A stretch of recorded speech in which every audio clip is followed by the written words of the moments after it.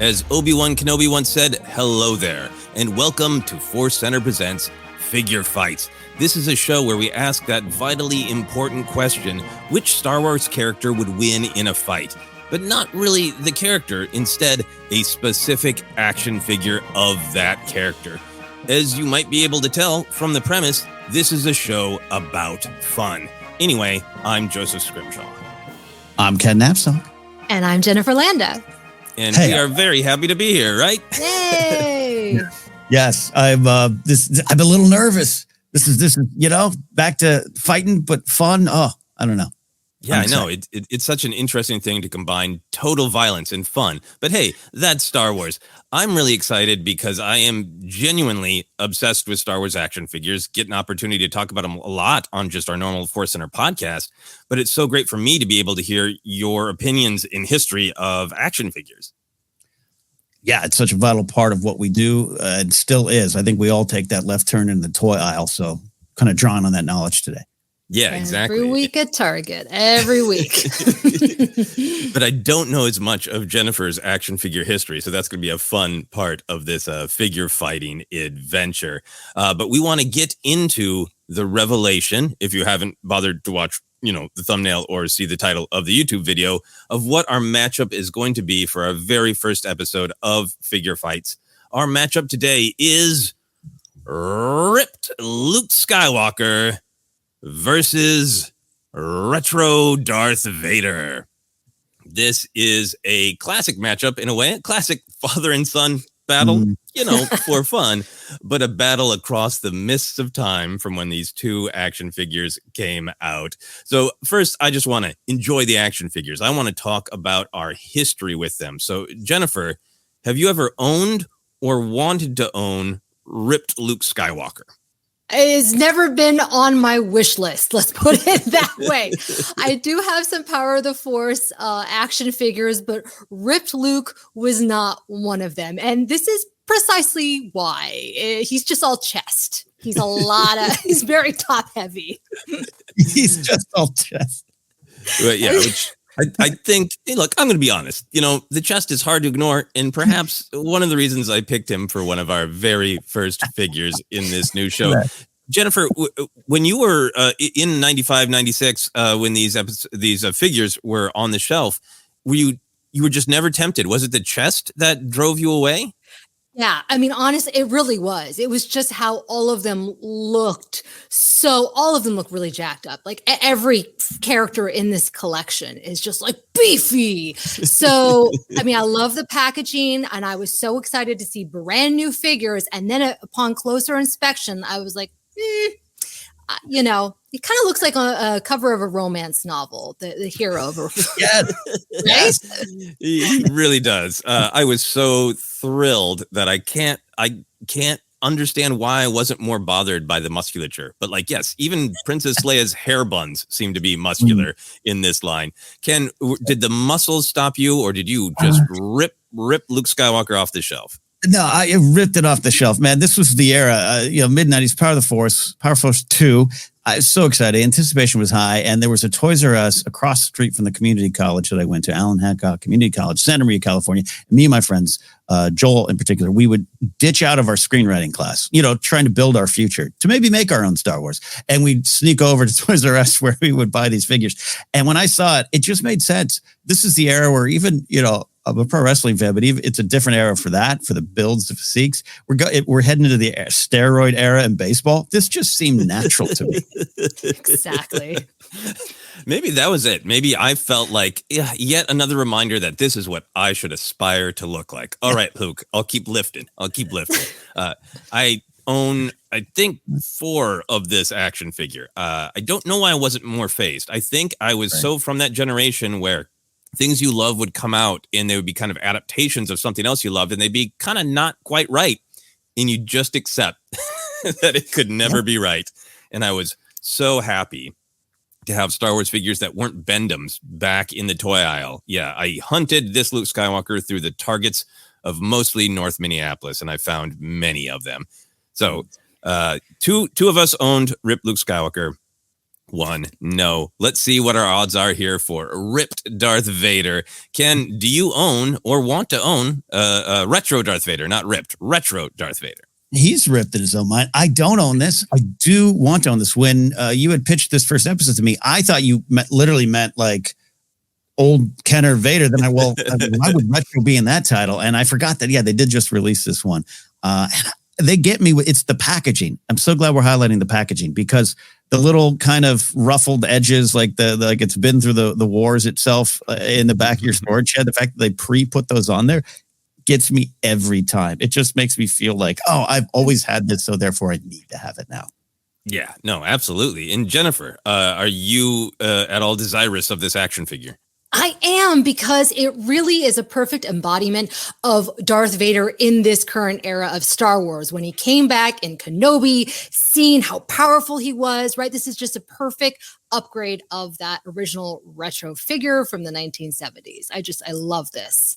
Yeah, it really does capture the vibe. All these retro figures do a really good job of capturing the vibe. But since we actually did have retro Vader, it's interesting, which wasn't retro. We had original Vader, who is now retro. It's interesting to see this update be so accurate. I also have 2 of these because I'm going to open one because I like this retro Vader so much. One of my favorite things about it, it's great to see this style of Vader with the soft goods cape that we'll talk about.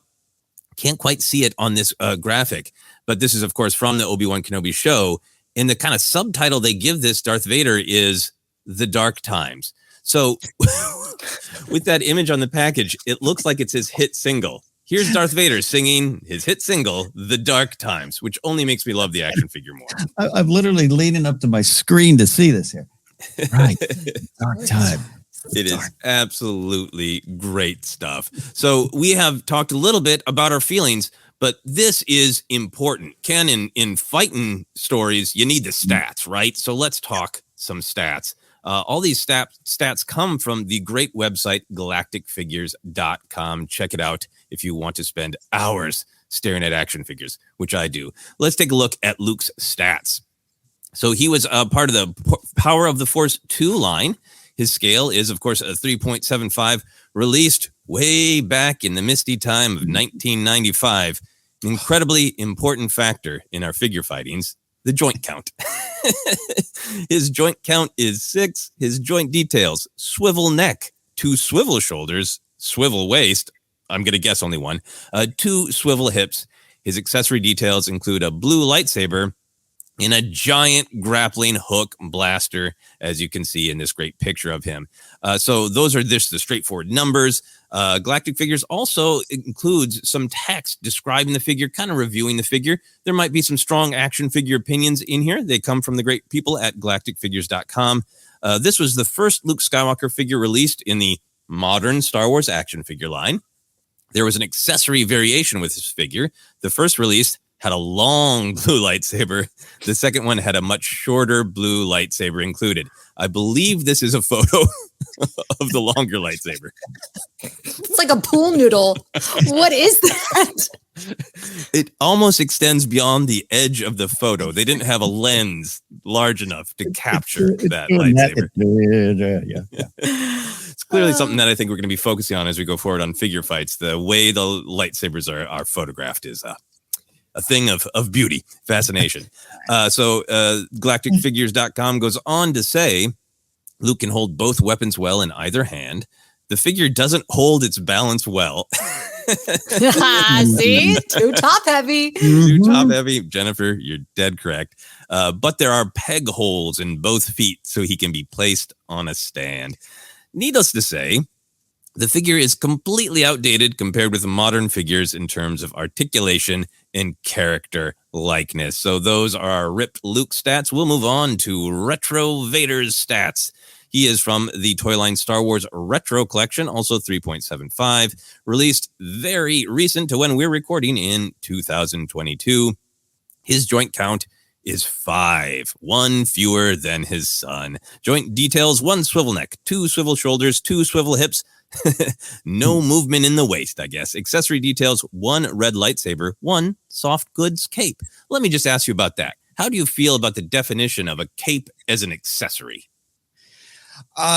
I'm going to concede the floor to Jen here, who has made a lot more things craft-wise than I ever have. I'm tickled by the soft goods description. It makes me feel like I've got a plate of pastries. Exactly. Soft goods. Soft goods. It's like the opposite of Darth Vader. But yeah, no, I love that accessory. I do think it's going to cause some problems for him, though, in our fight. That is what I'm predicting. All right. Oh, we are getting down to it. So we're going to continue to share these stats from Vader so we can get to the failures of his cape from Jen's perspective. This is also from galacticfigures.com. They say the figure is a simplistic retro-style interpretation of the character as seen in the Obi-Wan Kenobi TV series. The cape can easily be removed from the figure by simply pulling it over the head. There it is. The lightsaber fits very well into both hands. Okay, great. He can throw it back and forth between both hands real cool. Like the red lenses in the helmet are great. And the size of the helmet is very reminiscent of the original Kenner Darth Vader figure from 1978.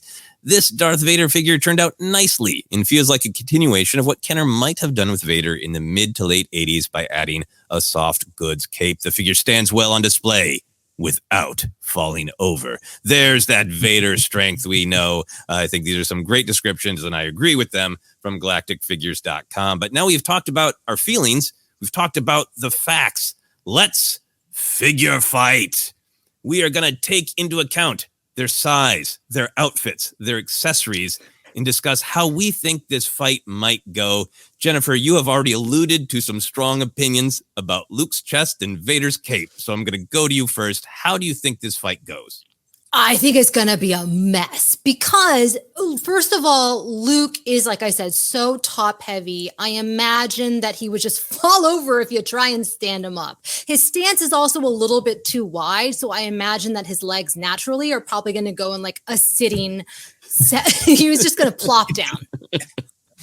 Yeah. So, and the cape, I can tell you from having several action figures with capes that if a toddler is anywhere near it, that cape is gone. It is gone. It is lost forever. It's ripped. It's chewed up by the dog. It could get caught in Luke's grappling hook blaster, right? Okay. That's another thing. So you think Vader is just, what do you think is the weakness of Vader being nude, capeless? I just think he's much more vulnerable and he cannot move his waist. That's a serious disadvantage. He can't twist away from a blow. Ken, are you being convinced by Jennifer's arguments, or do you have a different picture of the strengths and weaknesses of these figures? I definitely agree that Retro Vader is a little Keaton 89 Batman kind of, restricted there. I think that kind of point. But here's how I think if these are on the shelf and they're fighting, and I don't know if we need to get to if you want to get to the beats yet, but I feel like, have you ever seen two dudes fight at a bar in the alley? There's always a lot of posturing and like testing, pushing the boundaries. And I think both of them with the lightsaber and that grappling hook and Luke's lightsaber, they're not even going to get close for a bit. They're just kind of poking. They're poking just to see what's going on. Because that grappling hook, I'll bring it up again, that's a very solid grapple and hook and rope. It's not moving. It's going to have a little bend. I'm gonna point out I agree with you rather that it's bent. So I think if Luke fires that, I think he's gonna miss. And like these are the action figures fighting, but I feel if the action figures both have the force, that's fair. These have whatever we think the action figure level of force is. So I think Vader's gonna be able to turn like Michael Keaton Batman and push the grappling hook away with both arms sticking out. No, just kind of. Well, he did that in the Kenobi series, right? Was this a call to the retro figure? The Kenobi series, he's doing that diving against Reva. So maybe it's the figure in the show. That fight against Reva looks both cool and like there's a dance beat behind it. The way he is like, easily dodging, mostly with shoulders. Okay. So I'm getting a little bit of a sense of both of your stronger feelings about who might come out the victor. I think to put my cards on the table, I feel like this is Vader's fight to lose, not necessarily because the Vader figure itself has such great advantages. It's that Luke has so many problems. Yes. I think Jennifer pointed out to begin with, our whole history of gravity pointed it out. He's got the widest stance imaginable for an action figure, and yet he still can't balance with those ginormous pecs. So I think he's an incredible risk of falling over. And then I think Luke's main advantage is if we are generous to rip Luke and give him the long lightsaber, which was really quite long, because I had some of those long lightsaber Power of the Force figures. I mean, look at that. You It's need ridiculous. a different lens to contain it.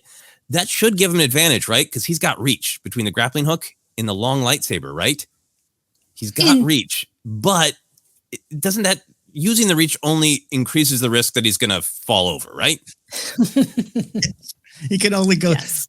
He's the poster child for don't skip leg day going on here right now, which might have been the problem. Yeah, you're right. So maybe he can use the grappling hook to get it's almost, go with me here, giggity, a third leg that he's going to balance with. And maybe he knows how to do that. But even then, I think he's got too much forward momentum created there.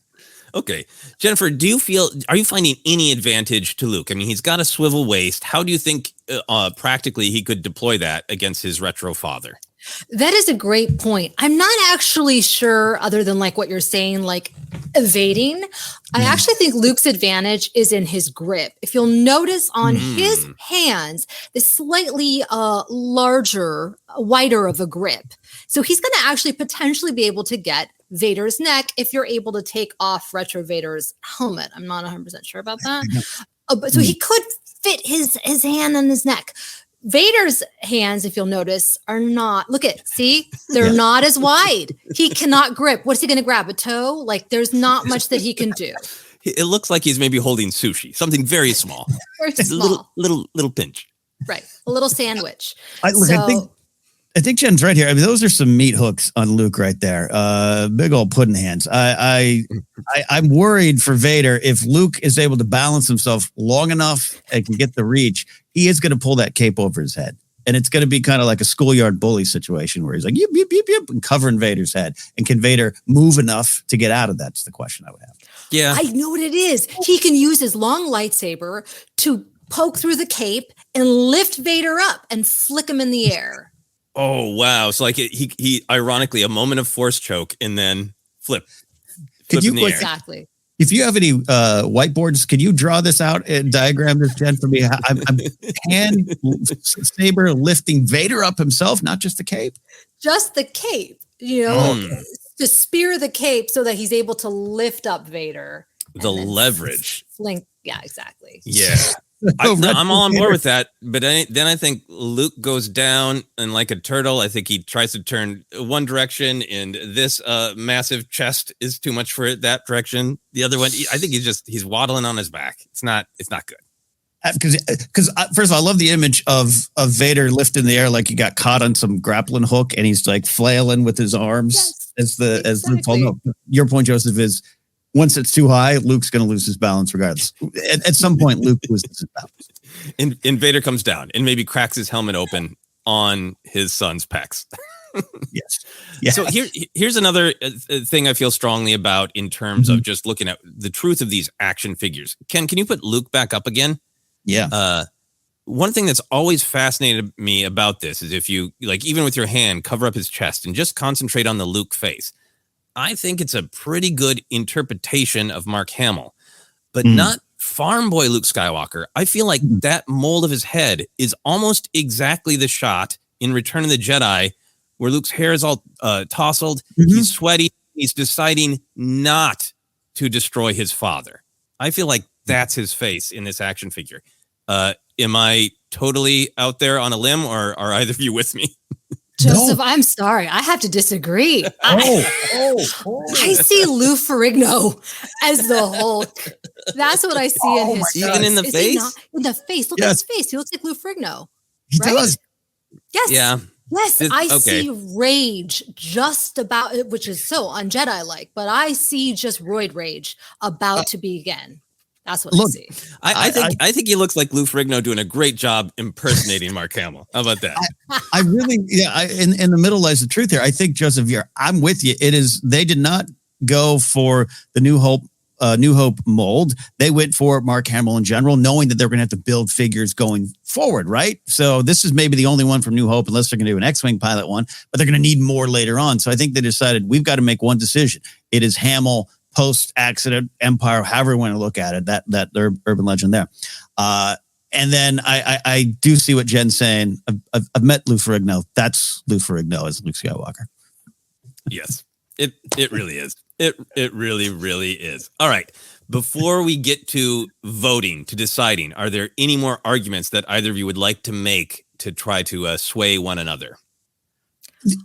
The only thing I'd say is I think, Joseph, up top, you were really right about Luke has a lot of deficits he has to overcome, but we painted the picture of a Vader that is stoic, a little steadfast and rigid in his attacking style here, and we're talking about the figure, not Vader the character.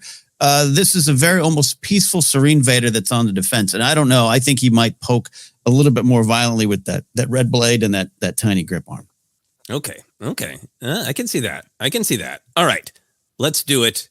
Let's vote. Jennifer, I want to start with you. Tell me who you think the ultimate victor is. I believe I'm changing my mind. It is Luke Skywalker.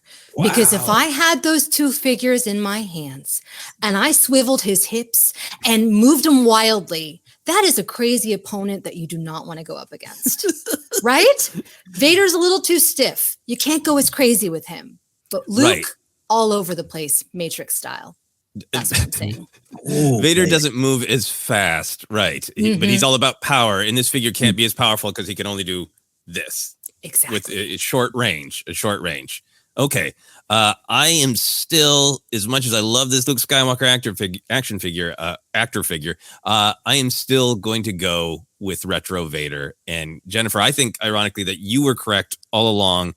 This is all about the soft goods cape. This is the era when Vader wants to prove to himself that he's so great, he barely has to fight. He doesn't even have to draw his lightsaber. I think ultimately what happens is they fight a little bit. Vader throws down his little plastic red toothpick lightsaber, takes off his own cape with the Force because his arms don't go like that. And he lies the cape on the ground, and eventually Luke's going to fall over and he's not going to be able to get up. I give it to Retro Vader. He's got a banana peel on Vader's cape. He's going to banana peel his son with a soft goods cape. That's exactly correct. That's my vote. We got one vote for Luke. We got one vote for Retro Vader. Ken, it's all down to you. There's a lot to say about Luke that I think gives him an advantage. But at the end of the day, again, this is Vader the figure, not Vader the character. This figure just has the ability to be a little more patient. It's a waiting game, and then the soft good capes come in. Luke's tough. You don't want to take a punch from those meat hooks, but if you get him off his feet, he's done. He can't get back up. Those legs and arms are going to be kind of weirdly akimbo, and he's going to rock, and he can't get up, and Vader's got the victory. He can just throw that cape over him, and it's lights out. There we go. That is the decision. Retro Vader has ripped Luke rocking back and forth, trying to stand up. And our victor is indeed Retro Darth Vader. A little bit of brightness during the dark times for this action figure. So we had a lot of fun, but we want to also, try to be a little deep, a little meaningful. Did we learn anything today? Jennifer, if there is a moral of this first episode of Figure Fights, what might it be? The moral is a cape is a wonderful accessory, as it turns out. The cape is a wonderful accessory. Ken, do you have any other lessons for the kids today? Don't skip leg day. Have patience. And yes, capes are where it's at. Capes are where it's at. There you go. That's how to be a good person, according to this episode of Figure Fights. Get yourself a nice, soft cape. That is Figure Fights. Feel free to let us know in the comments who you think might win in this imaginary, very low stakes battle. Because as Luke Skywalker once said, well, no one was really listening to him. I care.